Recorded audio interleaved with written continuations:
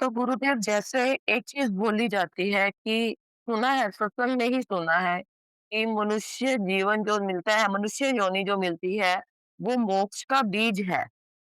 तो गुरुदेव फिर मोक्ष किसका? आप कहते हो कि आत्मा तो मुक्त ही है। हम मतलब आत्मा पे कोई कुछ नहीं होता, किसी तरह का कोई लेप नहीं है, कोई कुछ नहीं है।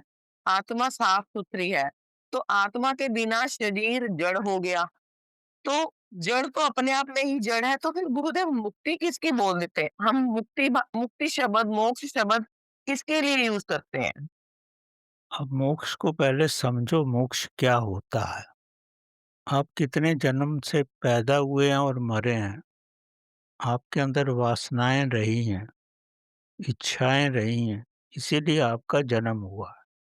अगर आपके अंदर कोई इच्छा ही ना हो, तो आपका जन्म नहीं होगा। अब किसी भी व्यक्ति को देखो, उसके अंदर कोई ना कोई इच्छा रहती ही है। तभी कहा जाता है man minus desire is equal to God. अगर आपके अंदर इच्छा ही नहीं हो, तो आप प्रभु का रूप हो गए। तो यहाँ पर जो आप बात कह रहे हो, आत्मा जो है वो आपके अंदर प्रकाश है, वो एक बीज रूप में है। उसकी वजह से ही आप जीवित हो और आपका उस प्रकाश से सारे कार्य चलते हैं। वो किसी चीज़ में हिस्सा नहीं लेती, वो एक कैटालिटिक एजेंट है। अगर आप केमिस्ट्री थोड़ा समझते हैं, तो केमिस्ट्री में बहुत सारे रिएक्शन ऐसे होते हैं कि जब तक उसमें कोई कैटालिटिक एजेंट ना हो, तो वो रिएक्शन होता ही नहीं। वो कैटालिटिक एजेंट जो है, वो इस रासायनिक प्रक्रिया में भाग नहीं लेता। आप साधारण रूप से समझ सकते हो पानी क्या है? पानी है हाइड्रोजन और ऑक्सीजन। अगर आप हाइड्रोजन और ऑक्सीजन को मिलाओगे, तो पानी नहीं बनेगा। कितना भी करके देख लो। वैज्ञानिकों ने कई साल तक इस पे रिसर्च की। बाद में आभास हुआ कि जब उसमें एक स्पार्क डाला जाता है, इलेक्ट्रिक स्पार्क डाला जाता है, तो हाइड्रोजन और ऑक्सीजन मिलके पानी बन जाता है। लेकिन जब उसको हाई टेम्परेचर पे गर्म करते हो, तो हाइड्रोजन ऑक्सीजन तो निकल जाता है, लेकिन जो करंट है, जो इलेक्ट्रिक वोल्टेज है, वो विलीन हो जाती।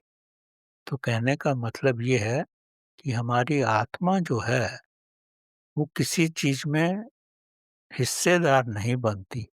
लेकिन अगर वो ना हो, तो कोई भी जीवन का कार्य नहीं हो सकता।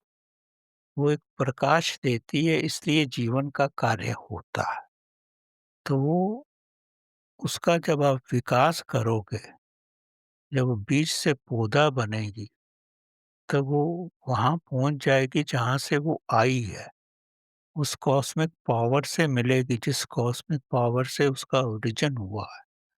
ये आपको आभास हो सकता है अगर आप ध्यान की गहरी अवस्था में जाओ या समाधि में जाओ, तो आप देखोगे धीरे-धीरे आपके जितने भी पुराने कर्म थे, वो सब विलीन होने लगते हैं।